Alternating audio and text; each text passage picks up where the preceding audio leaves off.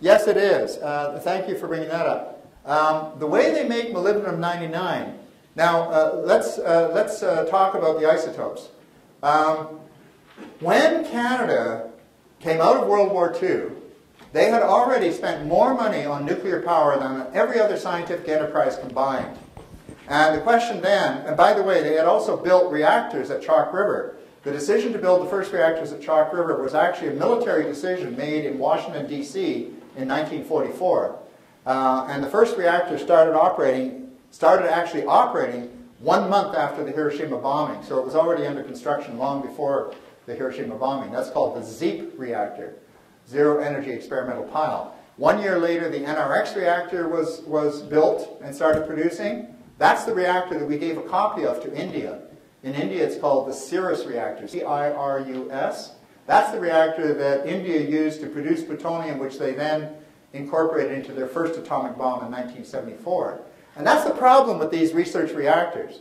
The problem with these research reactors is that whatever your intention may be that it's completely for peaceful purposes, and indeed it can be used for completely peaceful purposes, but if anybody wants to use it for another purpose, they can.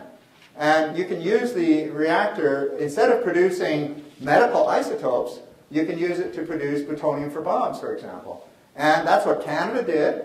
We sold plutonium to the United States military from our reactors. In fact, we also gave plutonium from our reactors to the British because they were our buddies, and we helped the British on the route towards developing their first atomic bombs.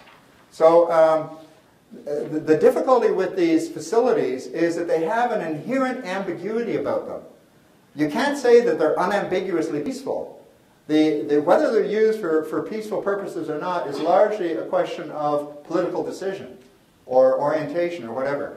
Now, in the case of molybdenum 99, what happened was Canada, because it did not want to develop its own atomic bombs, which was an admirable decision on their part, they decided that, well, what are we going to do then? And one of the things, there are two things that they decided to do. One was to try and develop nuclear electricity based upon the following principle.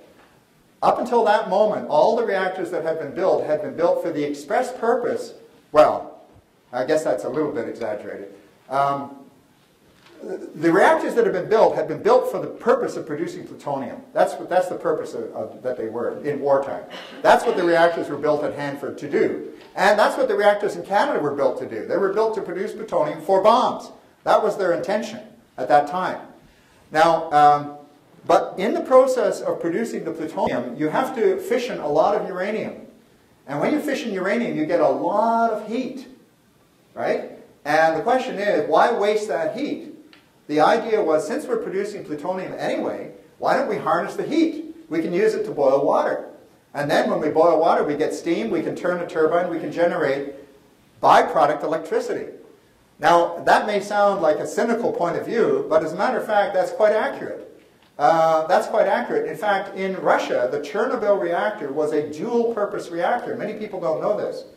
That it was designed not only to produce electricity, but also to produce plutonium for military use, possible military use.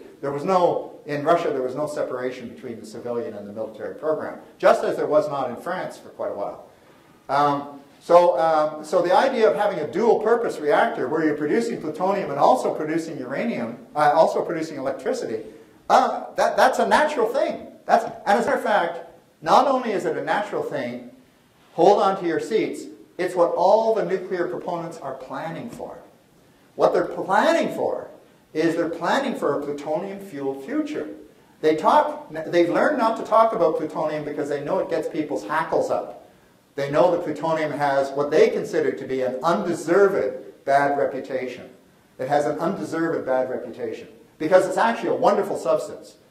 And they believe that the future, what they mean when they talk about future generations of reactors, what they mean when they talk about a nuclear renaissance, they mean reactors which will be dual-purpose reactors. They will produce plutonium as well as electricity, and that plutonium will be regarded as something useful to be separated out from the irradiated fuel and reused, not in bombs, but as fuel for more reactors. So they want to take the plutonium and reuse it as fuel for more reactors. And this way you can stretch the lifetime of nuclear power by a considerable amount. Why do you imagine that they would want to do this? Well, the reason is because they have known from the very beginning of the nuclear age, and I'm talking here about 1942, they have known since 1942 that they're going to run out of uranium. That uranium is no more a renewable resource than oil is. And in fact, they're going to run out of uranium roughly about the same time that they're going to run out of oil. So the only way that they can keep the nuclear industry going is to get that plutonium out of the spent fuel. And that's a very important thing to realize. Whenever you hear the word recycling, when they say, do you know that we can recycle these wastes? What they're talking about is they're talking about recovering the plutonium. It's not true recycling at all. It's actually getting less than 1% of the material out of the spent fuel, which is called plutonium, and reusing that as fuel. That's what they mean when they say recycling. They also say sometimes, do you realize that we only use a tiny fraction of the energy in the uranium, that we could recover that energy and reuse it? And that this is the way they talk about it today. But in fact, what they're really saying, what they really are thinking, what they're really planning, is to make use of that plutonium. That's the whole purpose. Now, the scary thing about that is that once you do the work of separating the plutonium out, then it can be relatively easily stolen by criminals. Now, criminals would have a difficult time getting the plutonium out of the spent fuel because the spent fuel is enormously radioactive. But once you separate the plutonium out, guess what? Plutonium is, ta-da, an alpha emitter. And because it's an alpha emitter, it can relatively easily be transported. It can relatively easily be smuggled across borders. It's not easy to detect plutonium when it has been separated from all the other radioactive materials that accompany it in the irradiated fuel. So the danger here is, and this is what people, this is really where the debate comes down to, is that those people who believe in a nuclear fuel future believe that, well, this is simply something we have to manage. We manage risks all the time. This is another risk. We've got to manage that. We've got to be real careful. We've got to have really good security. But people on the other side say, well, why take that risk if we don't absolutely have to?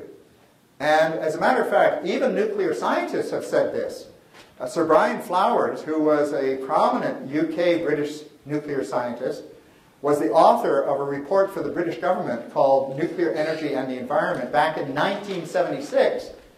And he said that we are agreed that it would be totally irresponsible to proceed with a kind of a plutonium economy unless there was no alternative at all. So he felt that it really was important that people should know that this is a course of last resort, not a course of first resort.